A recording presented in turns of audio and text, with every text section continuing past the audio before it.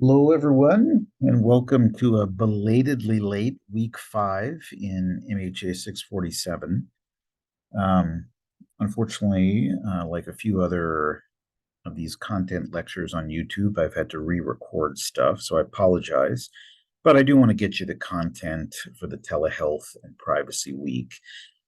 And so I want to share some things that are it's actually fairly new.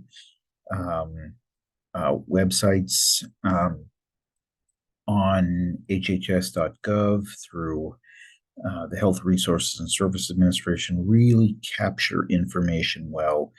There's just a ton of wonderful information on this topic, and I'm going to lead you to another topic as well.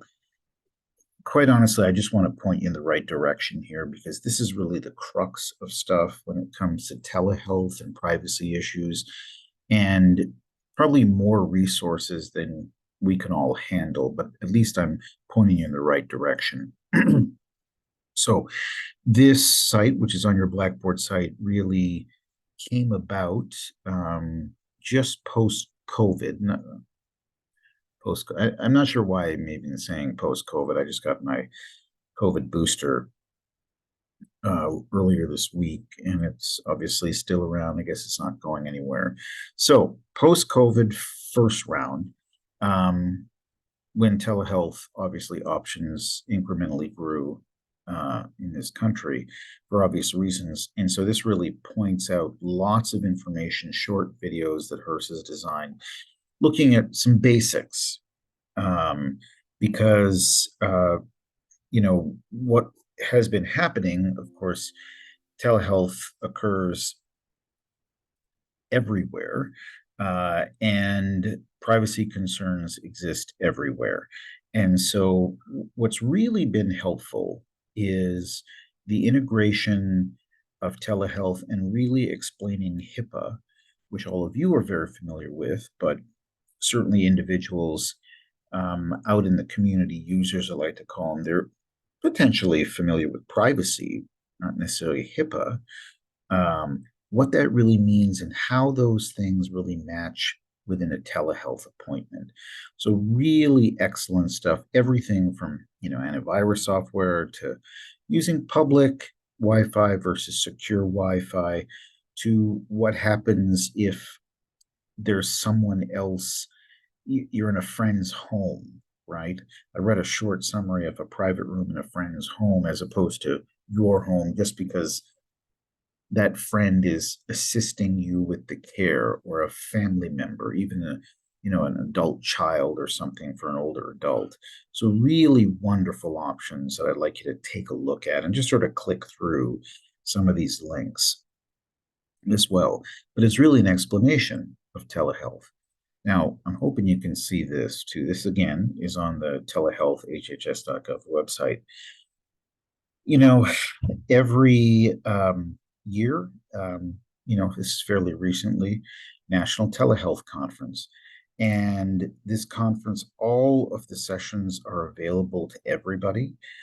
Really wonderful. Now, these are fairly long recorded presentations, and excellent, excellent insights into everything from users to rural communities to issues for the healthcare workforce.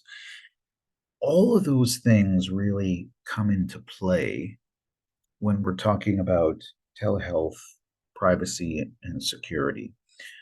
And so I'd like to just share with you one example that we've been using at USI. We started this initiative in July. In fact, one of your an instructor that will be teaching in the MHA program that I think many of you will come into contact with, Allie Flowers, has been connected to this. Allie is the director of telehealth here locally in Evansville with the Deaconess Health System. Has a great background in nursing and then merged into the IT and telehealth world.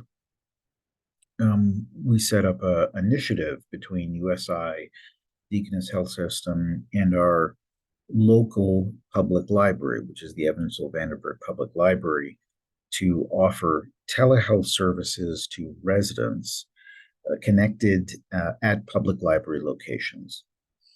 Um, First and foremost, because of access, and really focusing on two types of patient visits: behavioral health visits, which is a big concern. That was part of the HIPAA deep dive activity. And for those of you who are interested in more, definitely check out this recording over here about telehealth's role in behavioral health.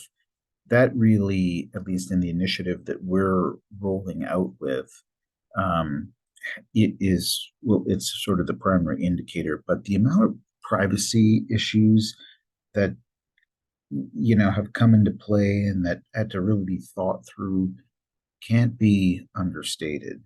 Um, we I was personally very interested in offering access in a trusted, chosen environment, um, and that's what the team was as well. But being in public spaces, and we're increasingly in public spaces for all of our many of our activities, not just health activities that involve connecting to mobile devices.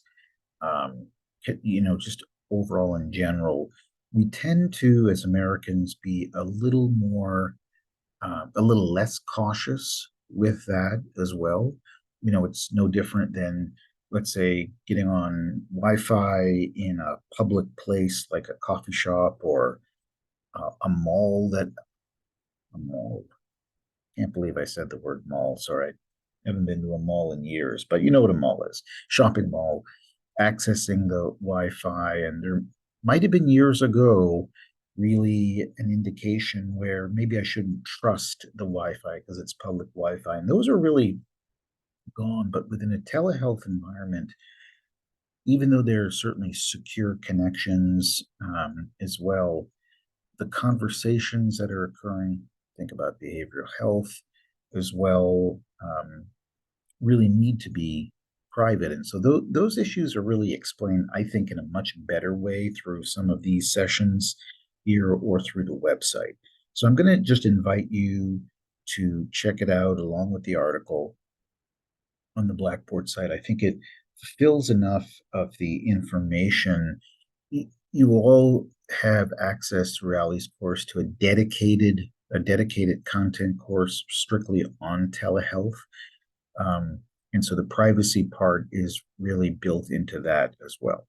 Okay.